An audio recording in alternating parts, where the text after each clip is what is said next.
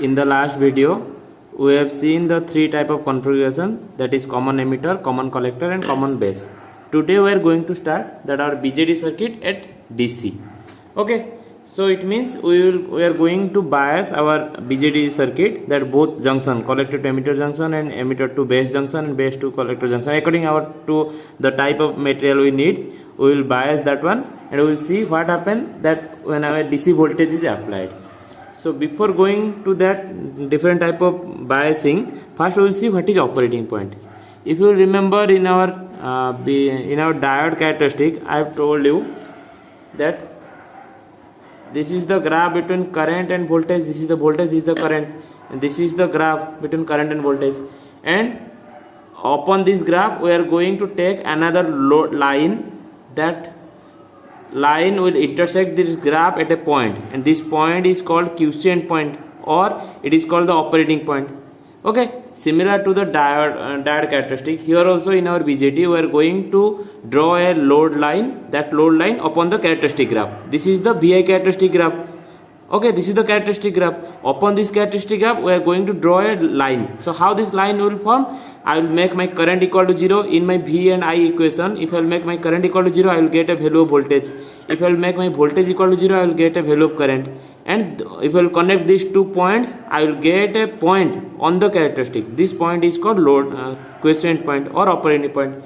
Similarly, here also in BJT, you see the transistor amplifier, the resulting of DC current and voltage establish an operating point on the characteristic that define the region that will be employed for amplification of the applied signal. Because of the operating point is a fixed point, it is a characteristic, it is also called quiescent point.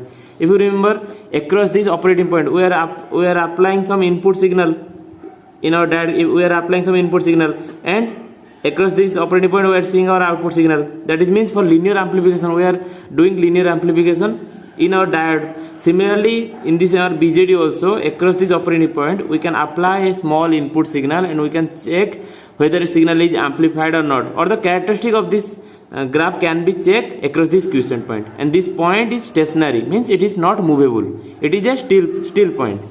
Okay, one more other thing along with the biasing we should keep in our mind, that our any circuit that should be independent of temperature, because whenever a circuit is placed in any circumstances, there will be effect of temperature, but our circuit should be independent of temperature. It means that change in temperature should not affect the characteristic of the our BJT or FET, whatever it may be.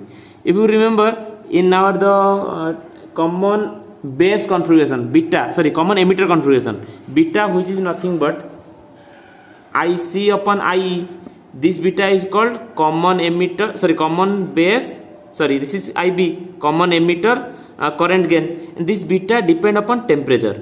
This beta, it varies with temperature. It means if I will change my temperature, my beta will change, accordingly my IC and IE will change. Also one more current, that ICEO means collector to emitter current when a base is open. This is also a minority, because of minority charge carrier, and that current produced because of the thermal generation, means because of temperature. So these two parameters, the DC beta value and the ICEO, these two parameters depend upon temperature, and these two factors are already included in our BJT. So we should design our circuit in such a way that these two factors should be minimized, means that effect of temperature should be minimized. So while biasing we should keep these things in our mind. Okay, so there are basically 6 type of configuration. What are those? One is fixed bias configuration, second one is emitter bias configuration, third one is collector feedback configuration, fourth one is emitter follower configuration, fifth one is common base configuration. So there are basically 5 type of configuration. So in each configuration, what are those? One is fixed bias, second one is emitter bias, third one is voltage divider bias, fourth one is emitter follower, and fifth one is common base. Okay, so there are 5 type of biasing configuration, or 5 type of biasing configuration. Okay, we will see one by one. And in one thing to make it easy, in each biasing we are going to deal four things. What are those? When we will read the fixed bias, we will see what is the input loop and we will write the equation. What is the output loop and we will write the equation. Okay, along with the input loop and output loop, we will see the load line analysis. and we will see the saturation level. Don't panic for all those, I will tell one by one. Just for remember, for each thing, for each configuration, whether it is a fixed bias, it is a emitter bias, or anyone, we are going to deal these four things. What we will do? First we will check the one is input loop. We will draw the circuit and from there we will check the input loop, and then we will see the output loop, and third one is nothing but the saturation level, and fourth one is the load line. Okay, so for each of these 5 configuration we are going to do all these things. It's very simple. Our BJT circuit can be biased using both AC and DC, but now we are going to start with our DC analysis. Okay, so let me start with this is the fixed bias configuration. What you should remember? You should remember what is the circuit diagram. Once you will remember the circuit diagram, each and everything will become easy for you. Okay, so just you have to remember for fixed bias what is the circuit diagram, and for the next one, for emitter bias, what is the change in the circuit. Means there will be something that is common and something you will change. Just you have to remember those things, and next rest all are easy. Okay, so this is the fixed bias circuit which include both AC part and DC part. How I can say this is AC and DC both are connected? You see a battery VCC. Okay, this is a voltage that is given applied, means it is a DC voltage that is given. Here I am applying AC input signal, and here I am taking AC output signal, means both AC is there and DC is there. And since capacitor is connected, capacitor is for AC signal. Okay, how we can know that our capacitor is for AC signal, and why in DC signal capacitor is not there? You see, capacitor normally written as C, and if we will convert this capacitor into impedance, it will become XC.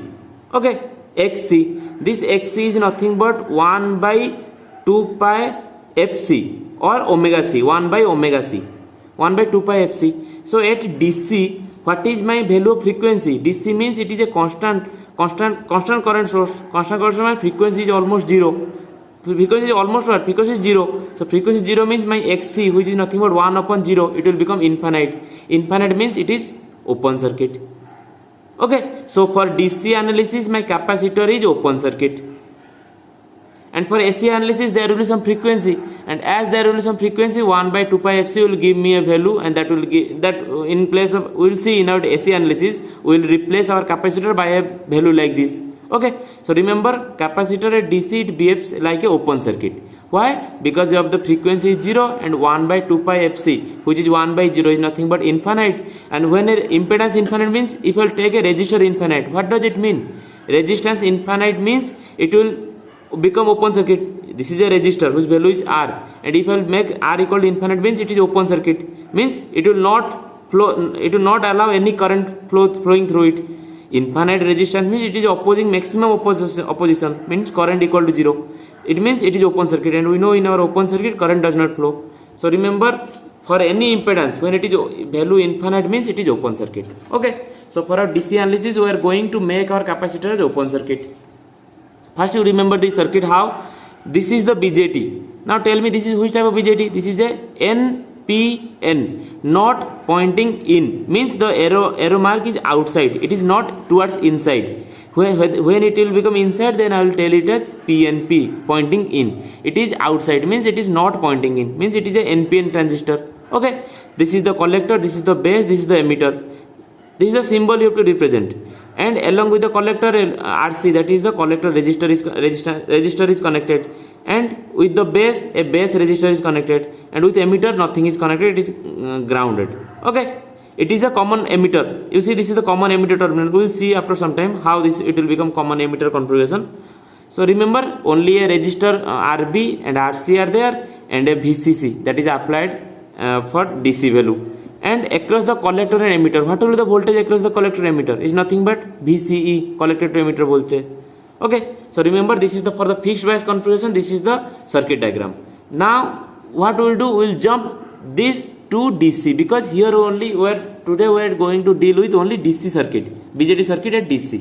DC means my capacitor will become open circuit, and my AC input will be not there. Okay, so this is the diagram. So this is the diagram. You can see my capacitor is replaced by the open circuit. This capacitor is replaced by the open circuit, and the AC inputs are not there. Means I can remove these two sides. So what are remaining? And one more thing I can do, I can allocate this VCC to both end.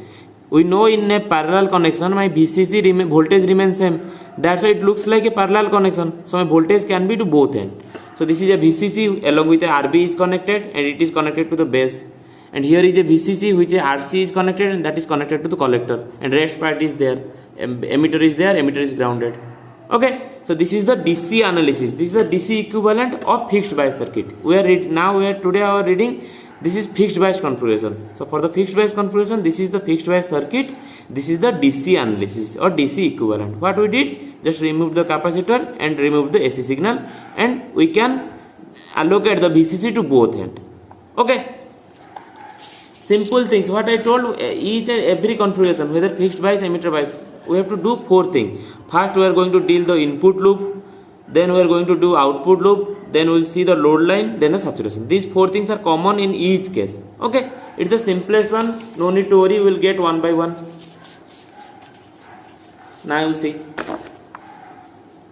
Starting what I did, I will check for input loop. Input loop means here my emitter is common. My emitter is common and the input loop will become between between base and emitter. Okay, if we see this diagram, here a VCC is started. From VCC to a RB to base to a voltage between base emitter is nothing but VBE along with a emitter and grounded. So this is the input path, and I redrawn this diagram as again that a VCC along with a RB with a base emitter voltage VBE and it is grounded. Okay. Now I will write the Kirchhoff's voltage law in the loop, input loop. So I will start from here, from this ground, and I will move like this and I will complete at this ground. So when I am moving from negative to positive, means I will write plus VCC, because this voltage is VCC. This is the voltage that we have seen, that we have just seen before. This is the voltage VCC. Okay, that VCC is now represented by a battery source. Here I have only written VCC. This VCC is nothing but a battery source. Okay, so this is I am moving from negative to positive, means I will write VCC. Now a current, that is IB, that is flowing through this RB. You can see here a current IB that is flowing through RB. Here is the current IB that is flowing through RB. Okay, that means what will be the drop across the RB is nothing but IB into RB, and I am moving from in a resistor, voltages decreases from positive to negative. That's why I have written negative minus IB RB. Here I am moving from negative to positive. That's why I wrote VCC plus VCC. Here it is minus IB RB. Here again you see this is a voltage drop between base and emitter, and it is in positive to negative. I am moving in positive to negative, means I will write minus VBE. So minus VBE equal to 0. Okay, it's the simplest equation. 1 voltage drop, 2 voltage drop, and 3 voltage drop. And according to the sign, I will write this VCC minus IBRB minus VB equal to 0. So here what we are going to find? We are going to find the value of IB. Once we will find the value of IB, then the next everything will become easy for us. So from here it is the simplest. How to find the IB is nothing but VCC minus VBE upon RB. Okay, it looks like a voltage divided by resistor will give me a current. Okay, you see, in this equation, in this type of circuit, our VCC is fixed, means the value is given. VBE, that is we know 0.7 volt. For NPN transistor 0.7 volt is there. So these two are fixed. Once according to our value of RB, we can choose any value of RB. Accordingly, we can set our IB. So why we are doing all this? If you remember in the last video, we read about the common emitter, common base, and common collector configuration. What we did? For each configuration, we are doing two characteristic graph. One is between the input side, input current versus input voltage, by maintaining the output voltage as constant. And similarly for the output characteristic, between output current and output voltage, maintaining a input current as a fixed value. Okay, so here that's why we are going to find the value of IB. So from the emitter, for the input loop, we are going to find the value of IB, and it is the easiest one. This voltage minus this voltage upon this resistor. Now we will move to the second loop. The second loop means it is the loop between collector and emitter. So this is the second loop. Okay, from VCC to RC to a voltage drop between collector to emitter is nothing but VCE with a emitter with ground. Okay, this is the second loop. This one was the first loop. Now for the second loop, you see, if I will write a loop equation starting from here, if I will write a loop equation starting from my VCC, so how it will become? I will move like this. Okay, I will move from here to here. So I am moving from negative to positive, means I will write plus VCC. Then a current that is IC that is flowing through this RC. So the current that is flowing RC is nothing but IC, and the IC is from VCC to resistor. Here also you can check the current that is moving through this is nothing but VCC to RC. This is a current of IC. So the VCC, the voltage, minus IC RC. Then we will move like this from here to like this. Then we are moving a voltage across VCE and positive to negative. That's why I wrote minus VCE equal to 0. Okay. So what is the unknown thing here? We know VCC, we know RC. We have to find the value of IC. What is IC? Once we know the value of IB from the input loop, once we found the value of IB from the input loop, we can easily find the value of IC. How? This is a common emitter configuration, and we know for common emitter configuration our relation between IC and IB is nothing but IC equal to beta IB. So I can easily, once I know the value of IB, I can find the value of IC. So IC equal to beta IB. So I can put my IC value over here. So it will become, here the thing is that for the input side I have to find the value of IB, and for the output side I have to find the value of VCE. Then only I can draw the characteristic. Okay. So here what will the VCC? VCE is nothing but VCC minus ICRC. So in place of IC I can write beta IB RC. This is the two equation that we need for this. Okay. One is IB value, this is VCC minus VB upon RB, and second one is nothing but VCE value. Then we will see the transistor saturation. As I told, two things that is already completed. One is input loop, that is completed now. Second one is output loop, that is the collector emitter loop. For this fixed bias condition I am telling. Now we will see the transistor saturation. What do you mean by saturation? When our collector to base emitter junction, okay, collector to emitter junction, it will become, and accordingly our one junction will be, if both junction will become forward bias, then only it will enter into saturation region. So at the edge of saturation we are going to find some values. You see, so this is the transistor saturation. For a transistor operating in the saturation region, the current is the maximum value IC sat for a particular design. Saturation conditions are normally avoided because the BJT is no longer reverse bias and output amplified signal will be distorted. So generally what we are seeing, we will find the value of saturation value of voltage when at that point when my current is maximum. You see, this is the characteristic between output characteristic. You remember in the previous case IC versus VC with maintaining IB as a constant value. Okay, this is the characteristic, and here I am showing only the saturation region. This characteristic will look like this, it will move like this. So this is the saturation region, and at the edge of saturation we are finding the value of VCE, means the minimum value of collector to emitter voltage at saturation level. This is the minimum voltage. At that point my current will be maximum IC sat.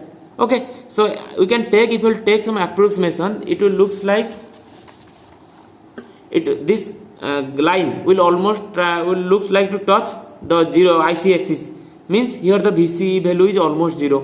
So for our saturation value we can see our VCE value is almost nearly equal to 0.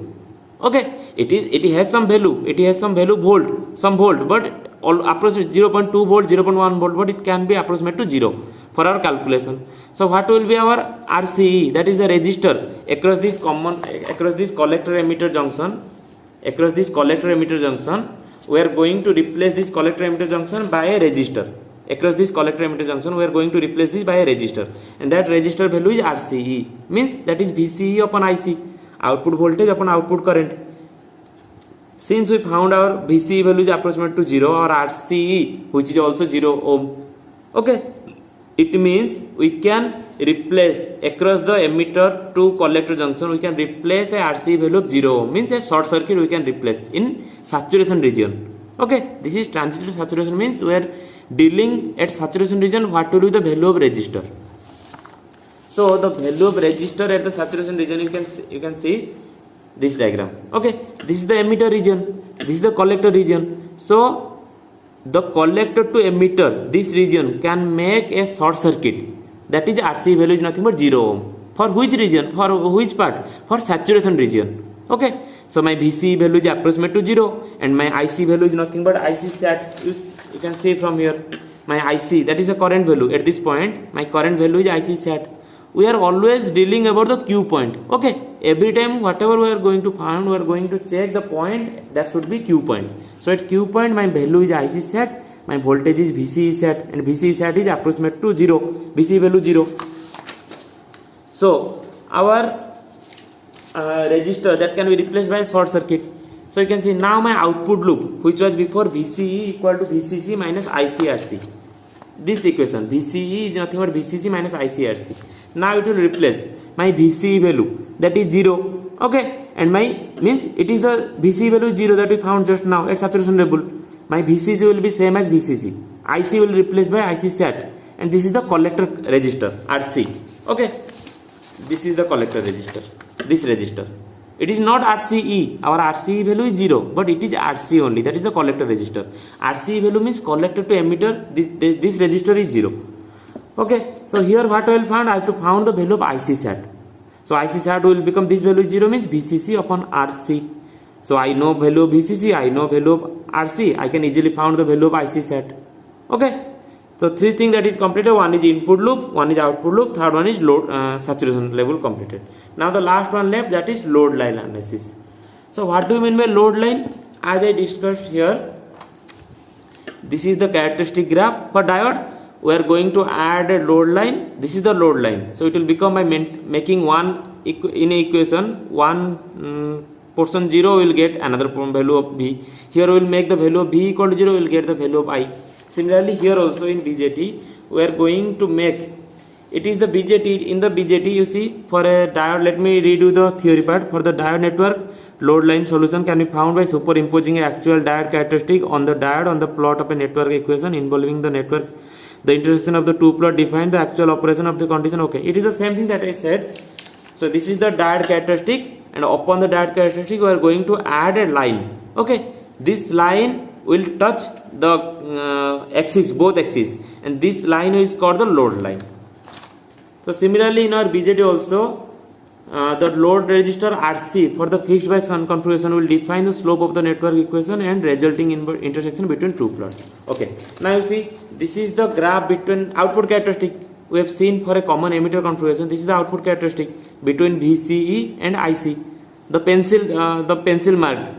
These are the, this is the output characteristic for different value of IB. These are the characteristic.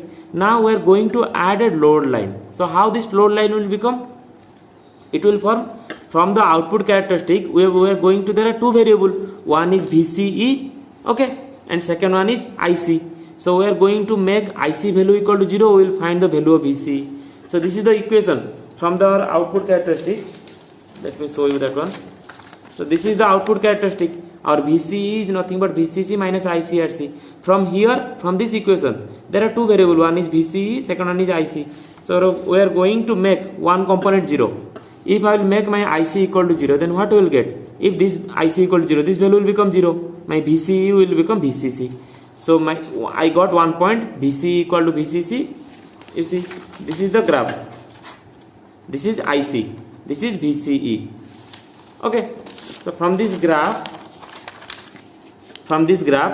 this is the IC equal to 0 line. And if I will make my IC equal to 0, I will get my VCE value is nothing but VCC. This is the thing that I found. My VCE value is nothing but VCC when my IC equal to 0. Then I will make my VCE equal to 0. If I will put my VCE equal to 0, what I will get? IC value is nothing but VCC upon RC. That is VCC upon RC. So this is the line for VCE equal to 0. And I will get my value of IC is nothing but VCC upon RC. I got 2 points. So if I will join these 2 points, I will get this load line. Okay. So you see, this is the load line that I got after joining. Here I have taken 6 value of IB, but in a characteristic there will be only one value of IB. Either you take IB value 0 microampere, 10 milliampere, 10 microampere, 20 microampere, 40, 50, any one. You have to take only one.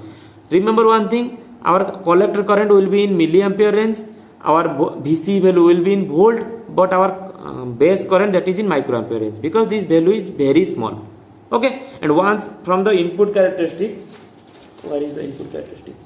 Yes, once in the input characteristic from here, I will get the value of IB. Accordingly, for that value of IB, we will draw the characteristic, output characteristic. for any particular value of IB, we are going to draw the characteristic. And if let's take, I found the value of IB from here, I found the value of IB is 30 microampere. Then I will take this graph, only this one, and this will be my Q point. And if you think that our IB value is something different, let's take 50 microampere. From here I got a IB value 50 microampere. Then this will be the graph, and this will be my Q point. Okay, so according to my IB value, my Q point will change. So how to find this load line? In the output characteristic or in the output equation, I will put one variable 0, I will get the second variable value. Again I will put the second variable 0, I will get the first variable value. And from this two variable, I will join a straight line, it will become a load line. Okay. So for here it is mentioned, if the level of IB varied by varying RB, Q point move up and down in the load line. It means here my VC is fixed, VB is 0.7, that is fixed. If I will change value of RB, let's take 2 kilo ohm, 4 kilo ohm, 6 kilo ohm, then my IB value will change, 10 microampere, 20 microampere, 40 microampere, anything it can be. Accordingly my Q point will move. If my IB value increases, my Q point will move upward. If my IB value decreases, my Q point will move downward. Okay. Then we will see one more thing. In this case, we are changing the value of RB, means we are changing the value of IB. RB means indirectly, RB means indirectly IB I am changing. And if I will change my IB like this, my Q point will move in this way. If I will fix a IB value that is fixed, and if I will change my resistor, which resistor? RC. Where is that one? Yes, this one. If I will change my RC value, for different value of RC, what I will get? I will get different value of collector current.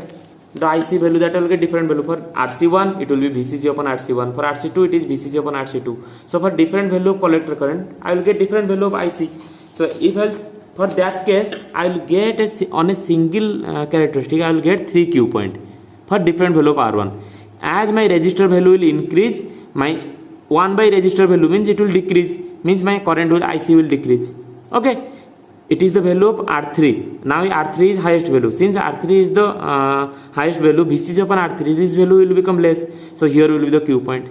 As I will decrease my RC value, that is R2. So VCC upon R2, it value will bit more. So here will be the Q point. It means if I will fix the base current and if I will change the collector resistor, then my Q point will move like this. Okay.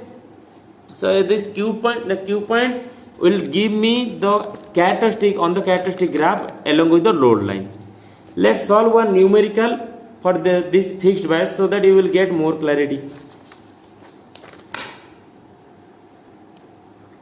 So this is a question. I have already written this question for you. From the circuit diagram, you have to think whether which type of configuration is this, whether it is a fixed bias or emitter bias or voltage divider or anything. So you have to remember that for a fixed bias, my emitter is grounded, RC value is there, RB is there. So this looks like a fixed bias circuit. So it is given, find the value of IBQ, ICQ means Q means at the operating point. We have to find the value of this IB, IC at the operating point. The VC, VB, VC and VBC, everything. So let's start from the starting. So first what we are doing? We are doing for the emitter loop, emitter base loop means for the input side. And at that input side what we found, our value of IB is nothing but from the equation. Let me show you that equation. Yes, this one. So this is the value of IB is nothing but VCC minus VBE upon RB. So that is VCC minus VBE upon RB. Here in this question you can check my VCC value, that is given 12 volt. So it is nothing but 12 volt. VBE value, we will, if in a question it is not there, we are always going to take my VB value as 0.7.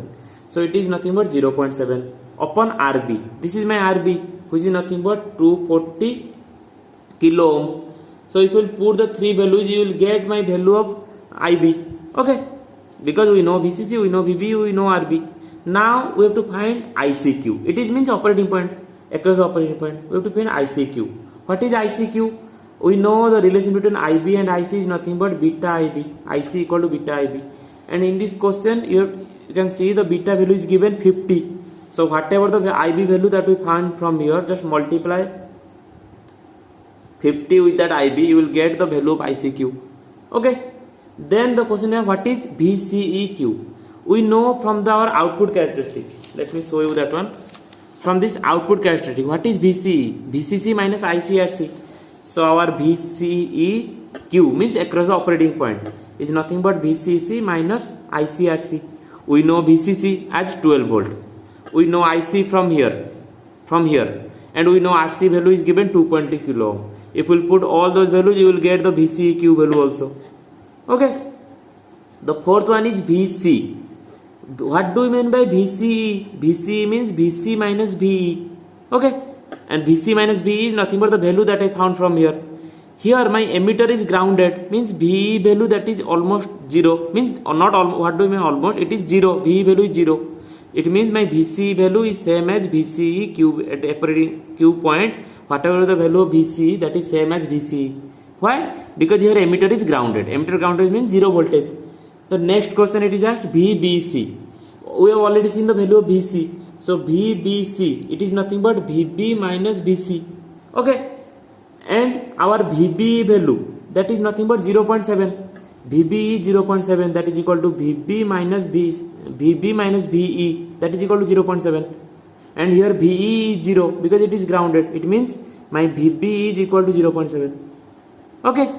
VB is 0.7, but as my emitter is grounded, what I found, my VB is 0.7. So here I can put all the value 0.7 minus VC value that I found from here. You will get a value, some value is there. Okay. It means once I will come to know about the value of IB, then I can find each and every equation. You see, the first obstacle for me was IB. Once I know the IB, then I can easily find IC. And once I found the IC, I can easily find VCEQ. And then the next, everything that is asked in the question. Okay. Then, if this question, in this question again it will ask what will be the value of IC SAT. So IC SAT means we know the value of IC, the formula for IC SAT. What is the formula for IC SAT? Our IC SAT means saturation current. This saturation current is value nothing but VCC upon RC. Let me show you that IC SAT. Yes, here it is. The IC SAT value, which is nothing but VCC upon RC. And we know our VCC value is nothing but 12 volt. From here we know the VCC value is 12 volt. And our RC value is given 2.2 kilo ohm. 2.2 kilo ohm. You will put the value of IC, you will get value of RC, you will get IC saturation. Okay. In the second question, it is asked find the value of VCC, RB, RC for a fixed bias configuration. This is a load line equation already given to you. Okay. So you can see from this load line equation.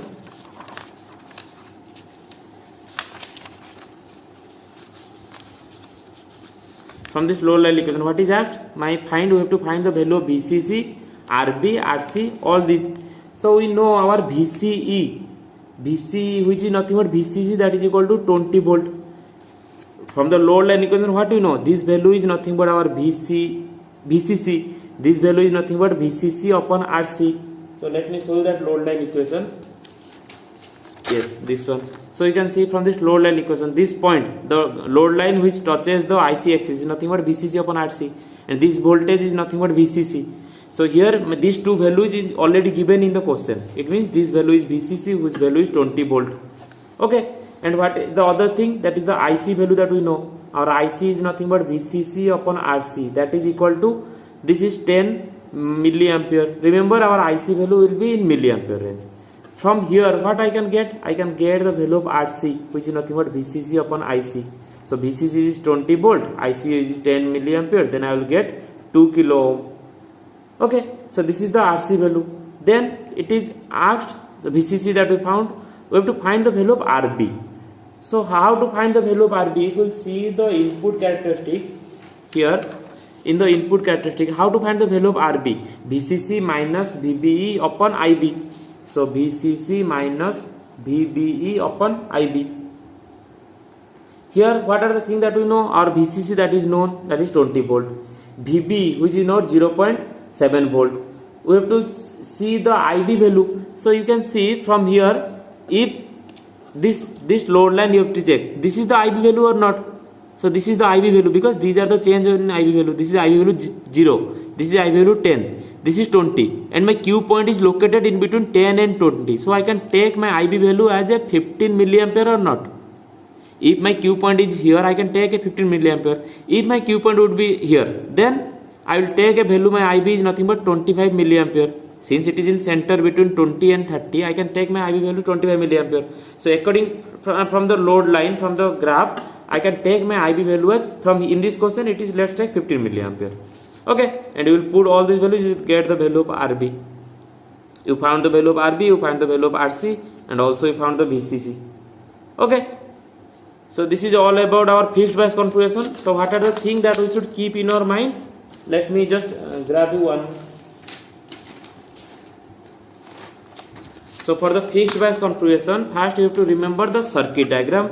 So here RB, RC, VCC and emitter is grounded.